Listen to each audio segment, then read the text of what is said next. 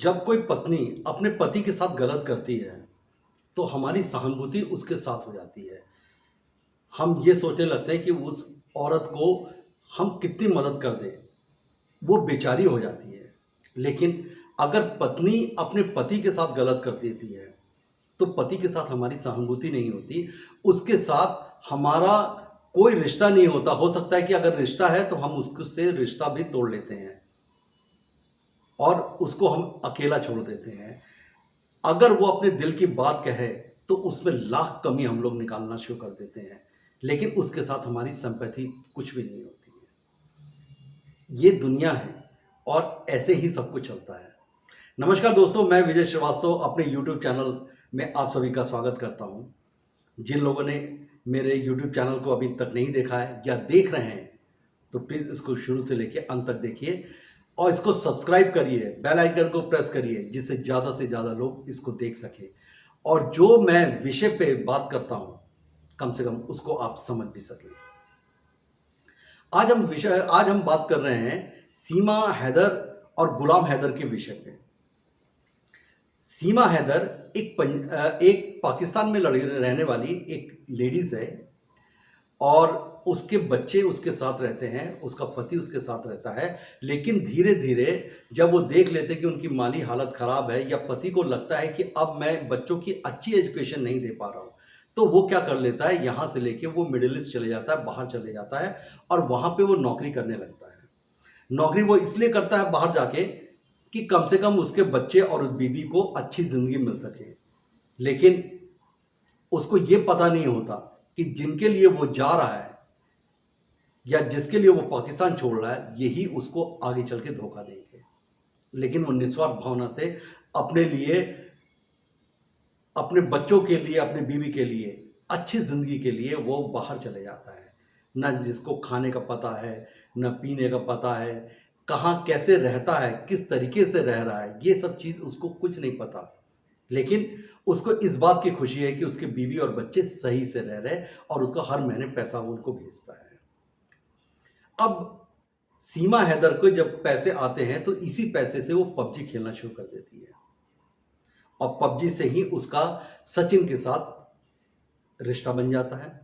वो सचिन के साथ घंटों फ़ोन पे बात करना शुरू कर देती है। सचिन जो कि हिंदुस्तान में रहते हैं और सीमा पाकिस्तान में रहती है।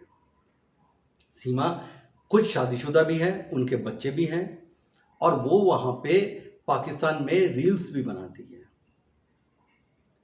सचिन के साथ उनका रिश्ता रहता है और वो घंटों घंटों उनसे बात करती रहती हैं और अंत में वो एक डिसीजन लेती हैं कि किसी भी तरीके से वो हिंदुस्तान आएंगी और सचिन की वाइफ बनेंगी। इसके बारे में वो अपने पति को कुछ भी नहीं बताती हैं। वो धीरे धीरे उनका पैसा लेती हैं, मकान को बेचकर वो वहाँ से पाकिस्तान से चली जाती हैं और उन्होंने रास्ता चुना कि हम नेपाल के रास्ते से हिंदुस्तान के अंदर आ जाएंगे, क्योंकि नेपाल और हिंदुस्तान का रिश्ता बहुत अच्छा है और बहुत अच्छे रिश्ते होने की वजह से यहाँ पे इतनी ज़्यादा पूछ नहीं है, आप आराम से पाकिस्तान के रास्ते से हिंदुस्तान आ जाएंगे। सीमा ने भी वही काम करा। कुछ दिन तक वो नेपाल में रही और उसके बाद हिंदुस्तान आ गई। हिंदुस्तान आने के बाद वो सचिन के साथ रहने लगी किराए के घर में, जहाँ पे उन्होंने अपने बारे में ये नहीं बताया कि वो पाकिस्तान से आई हुई है। उस मकान मालिक को सीमा अपने विषय में कुछ भी नहीं बताती हैं। ये भी नहीं बताती कि वो पाकिस्तान से आई हैं या कैसे वो यहाँ पे रह रही हैं। बस वो ये बताती हैं कि सचिन की वो पत्नी है और दोनों के बीच में एक चीज़ मैं ये आपको बताते चलूँ कि सीमा बड़ी है और सचिन उनसे उम्र में छोटे हैं। वहाँ पे रहने लगती हैं। फिर इनको कोर्ट मैरिज की जब ज़रूरत पड़ती है तो कोर्ट मैरिज के लिए इनको एक वकील की ज़रूरत है। ये वकील के पास जाती हैं और वकील से कहती हैं कि मेरे को शादी करना है, तो वकील इनसे डॉक्यूमेंट्स पूछता है। वहाँ पे सीमा जो है अपने बारे में सब कुछ बताती हैं। वकील इनकी बात को सुनकर पुलिस में रिपोर्ट कर देता है कि इस तरीके से ये सब चीज़ हो रहा है और आप अपनी कार्रवाई करें। मैं धन्यवाद देना चाहूँगा उस वकील के लिए कि वकील ने सही बात लोगों तक रखी और पुलिस को इसके बारे में इन्फॉर्म करा कि कम से कम आपको सच्चाई तो पता चले। इस तरीके से सीमा लोगों के नज़र में आई और मीडिया के जब ये नज़र में आई तो मीडिया ने इनको रातों रात स्टार बना दिया। देखिए, अब यहाँ से एक ट्विस्ट शुरू होता है कि मीडिया ने जब इनको रात ही रात स्टार बनाया, ये सीमा क्या खाती हैं, क्या पहनती हैं, किस तरीके से रहती हैं, कौन से घर में रहती हैं, सीमा हैदर के बारे में जब मीडिया ने एक एक करके दिखाना शुरू करा, तो वो क्या खा रही हैं, क्या पी रही हैं, किस तरह से रहती हैं, सब कुछ मीडिया ने दिखाना शुरू कर दिया। और मीडिया के पास कोई दूसरा काम नहीं था। सुबह से लेकर शाम तक उनके घर के आगे ही वो खड़े मिले। बहुत कुछ हुआ, तो जो एंकर्स थे, जो स्टूडियो में रिपोर्टिंग करते थे, वो भी वहाँ पे पहुँच गए और उन्होंने भी रिपोर्टिंग करना शुरू कर दिया। उनको बीच में बैठा लिया और चारों तरफ से उनको घेर के उनसे बात करना शुरू करा कि लोगों को ये बहुत पसंद आ रहा है। क्योंकि जाहिर सी बात है, हिंदुस्तान पाकिस्तान की बात है तो लोग बहुत मज़े से सुनते भी हैं। और यही जो चीज़ को एडवांटेज लेके इन्होंने पूरे हिंदुस्तान क्या वर्ल्ड में फैला दिया कि पाकिस्तान से भागी हुई औरत हिंदुस्तान आई। और हिंदुस्तान का देखिए कितना बड़ा देश है, दिल है, जो हिंदुस्तान ने उसको अपना लिया। सीमा ने भी इसका फ़ायदा उठाते हुए कहा कि अब मैं मुसलमान नहीं, हिंदू हूँ और मैंने सचिन से शादी करा है। ये अलग बात है कि उन्होंने पाकिस्तान में शादी करा पशुपतिनाथ के मंदिर पे, लेकिन शादी करा नहीं करा ये तो उनको पता है, लेकिन पशुपतिनाथ मंदिर के पुजारी जो है इसको डिनाई करते हैं कि हमको नहीं पता। अब सीमा कहती है तो हम चलिए मान लेते हैं कि उसने शादी करा है। कोर्ट ने भी इसके बारे में काफ़ी ऑब्जेक्शंस करा, लेकिन लोग को यही अच्छा लगता है। और मैंने आपसे पहले बताया ना कि लोगों को वो भी बहुत अच्छा लगता है कि हमारे झोपड़पट्टी, हमारी गरीबी, हिंदुस्तान की गरीबी पूरे वर्ल्ड में देखने को मिलती है। तो लोगों को बड़ा अच्छा लगता है कि हिंदुस्तान एक गरीब देश है। सीमा हैदर कैसे रह रही हैं, ये चीज़ भी लोगों को समझ में आने लग गया। और सीमा हैदर ने इसी का फ़ायदा उठाकर लोगों की सिंपैथी लेना शुरू कर दिया। और ये सिंपैथी उनको इस तक ले गया कि सरकार को भी आज की डेट में ये कहना पड़ा कि मैं, सीमा हैदर हिंदुस्तान की है, अब अगर वो सचिन से शादी कर लिया तो वो हिंदुस्तानी हुई, बाहर की नहीं हुई।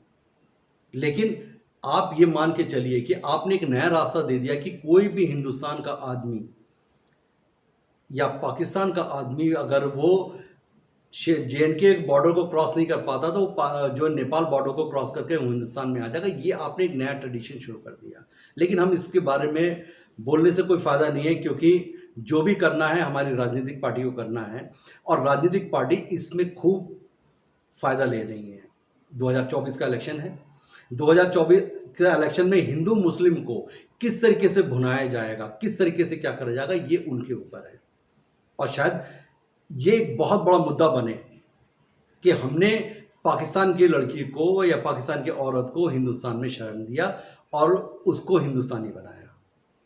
अब यहाँ पे दूसरा चीज़ देखिए कि हिंदुस्तान की एक लेडीज़ जो हैं वो पाकिस्तान चले जाती हैं। अब वो कहती है कि मैं तो यहाँ पे घूमने आई हूँ, लेकिन उनके फादर खुलासा करते हैं कि वो घूमने नहीं आई है, हमको पता भी नहीं है, और वो कैसे चली गई, उसने हमारी बदनामी कर दी। लेकिन पाकिस्तान ने इसका फ़ायदा उठाया था, उसको फ्री ऑफ कॉस्ट जो था मकान दे दिया। अब इसमें हिंदू मुस्लिम और हिंदुस्तान पाकिस्तान आ गया कि पाकिस्तान अब हिंदुस्तान से कोई आया हुआ है उसको मकान दे रहा है, तो हिंदुस्तान कैसे पीछे रह जाए। हिंदुस्तान ने भी उसको नागरिकता की बात कर ली कि हम उसको नागरिकता देंगे। लेकिन दोस्तों, ये हिंदू मुस्लिम का जो है, लेकिन इसमें गुलाम हैदर जिनकी वाइफ जो थी वो भाग के हिंदुस्तान आई, जिनके बच्चे आज के डेट में इनके पास हैं, उस गुलाम हैदर की तो कोई बात भी नहीं करता। उसको सिर्फ इंटरव्यू इसलिए उसका लिया जाता है कि ज़्यादा से ज़्यादा लोग देखें, जिसके से चैनल की TRP बढ़े, लेकिन उसको कोई वेटेज नहीं दे रहा। पाकिस्तान में उसकी वेटेज नहीं है और हिंदुस्तान में सीमा हैदर की वेटेज इतनी हो गई कि आज के डेट में बड़े बड़े प्रोड्यूसर जो हैं वो सीमा हैदर के घर पे आते हैं और कहते हैं कि मैं आपको अपनी फिल्मों में लेना चाहता हूँ। बेकार हैं वो लोग, बेवकूफ़ हैं वो लोग जो यहाँ से मुंबई में पड़े रहते हैं और कहते हैं कि मैं किसी भी तरीके से मुंबई में अपने मुंबई में फिल्मों में काम मिल जाए मेरे को, और वो एनएसडी और ये सब से जो है अपना ट्रेनिंग करके वहाँ पे पहुँचते हैं, और इनको सिर्फ पाकिस्तान से हिंदुस्तान आ जाती है और यहाँ पे प्रोड्यूसर की लाइन लग जाती है कि मैं इसको अपने फिल्मों में लेना चाहता हूँ। सवाल, हर आदमी फायदा ले रहा है। किसी भी पॉलिटिकल पार्टी को सीमा हैदर से कोई मतलब नहीं है, सचिन से कोई मतलब नहीं है, और ना ही गुलाम हैदर से कोई मतलब है। उनका सीधा सा ये है कि किसी भी तरीके से मेरे को वोट मिल जाए। प्रोड्यूसर को ये रहता है कि मेरे को किसी तरीके से मेरी फिल्म चल जाए, सुपरहिट हो जाए। मीडिया को रहता है कि उसकी टीआरपी इतनी हो जाए जो पूरा हिंदुस्तान, क्या वर्ल्ड जो है उसी के चैनल को देखे। हर आदमी का अपना फायदा है, और इसी का फायदा सीमा हैदर और सचिन लेते हैं कि किसी तरीके से उनको नागरिकता यहाँ की मिल जाए, और बिना कुछ करे हुए जो 15,000 की नौकरी सचिन कर रहे हैं, तो शायद वो आज के डेट में 50,000 और 1 लाख की उनको नौकरी मिल जाए। लोग अपने ऐसे भी तो हैं, ऐसे भी लोग हैं जो सीमा हैदर को सपोर्ट करना चाहते हैं। अगर औरत गलत करके आ रही है तो उसको सपोर्ट मिल रहा है, और अगर आदमी सही भी कर रहा है तो उसको कोई सपोर्ट नहीं करता, शायद उसकी मजाक उड़ाते हैं। यही लोगों की सोच है। लेकिन चलिए, सीमा हैदर को लोग सपोर्ट कर रहे हैं, अच्छी बात है कि उसको जो है कि उसकी 15,000 की नौकरी में उसके बच्चे का एजुकेशन अच्छा हो जाएगा। यहाँ पे बच्चों के बारे में सोचते हैं, उनके बारे में ना सोच के बच्चों को सोचते हैं कि अगर उनकी तनख्वाह अच्छी हो जाएगी तो बच्चों की एजुकेशन अच्छी हो जाएगी, उनकी लाइफस्टाइल अच्छी हो जाएगी। लेकिन सीमा हैदर को फिल्में मिल जाएंगी तो क्या वो सचिन के साथ रहेंगी? इतना समय दे पाएंगी अपने बच्चों को? क्या ऐसे टीवी शोज में उनको बुलाया जाएगा, उनको इनवाइट करा जाएगा जहां पे उनको करोड़ों रुपया सिर्फ रहने का दिया जाएगा? ये सब सोचने की बात है। अभी ऐसा नहीं है, लेकिन आगे चल के ऐसा भी हो सकता है। तो हर आदमी इसमें अपना एक फायदा दे रहा है। उसमें फायदा देखना एक लोगों की टेंडेंसी बन गई है। मरने वाले से ये मतलब नहीं है कि वो मर रहा है या जी रहा है, लेकिन उसके मरने से किसको कितना फायदा हो सकता है, या उसके जीने से किसको कितना फायदा हो सकता है, आज के समय में ये लोग देखते हैं। यही इन दोनों के साथ है, और आज हर आदमी उसको हिंदुस्तान पाकिस्तान और हिंदू मुस्लिम का रंग देने पे तुला हुआ है। लेकिन दोस्तों, अगर औरत गलत कर रही है तो हमको गलत भी कहना जरूरी पड़ता है, लेकिन हम नहीं कर पाते, उसको सिंपैथी देते हैं। और आदमी अगर सही भी है तो उस पर डोमेस्टिक वायलेंस या मार तमाम के केसेस लग जाते हैं, जिसको वो उसकी पूरी जिंदगी जो होती है उसकी खराब हो जाती है। हो सकता है कि वो इन केसों से बरी भी हो जाए, लेकिन फिर भी लोग उसको उसी नाम से याद करते हैं कि हाँ, इसके साथ ऐसा हुआ है। ये दोहरी नीति क्यों? क्या आदमी होना और आदमी ही किसी को परेशान कर सकता है? क्या औरत परेशान नहीं करती है? आज के समय में जितने राइट्स हम औरतों को मिला हुआ है, हम औरतों से मतलब है, औरतों को दिया गया है, और आदमियों को उतना राइट्स नहीं है। लेकिन क्या आपको लगता है कि वो औरतें उसका मिसयूज नहीं कर रही हैं? 99% औरतें उसका मिसयूज कर रही हैं। कभी आपने सोचा है कि जिन औरतों को आदमी लिफ्ट देता था, अगर परेशान होती थी तो उनको वो घर तक छोड़ के आ जाता था, आज कोई अपनी गाड़ी में किसी औरत को लिफ्ट देना नहीं चाहता। अगर वो ज़रूरतमंद है भी तो भी उसको डरता है कि अगर मैं लिफ्ट दूं तो कहीं ऐसा ना हो कि मैं ही फंस जाऊं या ये औरत मुझे लूट ले। तो औरतें अपना भी नुकसान कर रही हैं। बात हम उस मुद्दे पे आते हैं कि सीमा हैदर के और सचिन के लिए और गुलाम हैदर के लिए। लेकिन दोस्तों, ये हिंदू मुस्लिम और ये पॉलिटिकल जो है, ये तब तक उसको जिंदा रखते हैं जब तक कि इसका फायदा ले सकें। और आज 2024 में जब इलेक्शन है तो इसको जिंदा रखा जाएगा, इसको मरने नहीं दिया जाएगा। इस मुद्दे को इसलिए जिंदा रखा जाएगा कि इसका फायदा 2024 के इलेक्शन में लिया जा सके। हमारी भी अपनी अपनी सोच है कि हम उस समय भी याद रखें कि किसने गलत करा, कौन सही है कौन गलत है। इस बात को हमको याद रखना पड़ेगा। हमको उस पॉलिटिकल के बहकावे में या पॉलिटिशियन जो है उसके बहकावे में आके वो काम नहीं करना पड़ना चाहिए जिसकी वजह से आगे के 5 साल या हमारी नस्लें उसको परेशान हो या उसके लिए वो हमको जिम्मेदार ठहराए। आज एक रास्ता हमारे पास नहीं था, वो रास्ता सीमा हैदर ने हमको दिखा दिया कि इस रास्ते से आप हिंदुस्तान आ सकते हैं। यही रास्ता लोग अख्तियार करेंगे और यही जो है हिंदुस्तान पाकिस्तान, हिंदू मुस्लिम, इससे किसी का पेट नहीं चल भरता है। लेकिन ये इसलिए मुद्दे उखाड़े जाते हैं कि आज के डेट में जितने दंगे हो सके वो इस हिंदू मुस्लिम के नाम पे हो सके, जितने इलेक्शन हो सके वो हिंदू मुस्लिम के नाम पे हो सके। और जब ये होंगे तो जाहिर सी बात है कि उसकी पिक्चरें बनेंगी और पिक्चरें भी सुपर हिट होंगी, क्योंकि हम हिंदू मुस्लिम को ही जिंदा रखना चाहते हैं।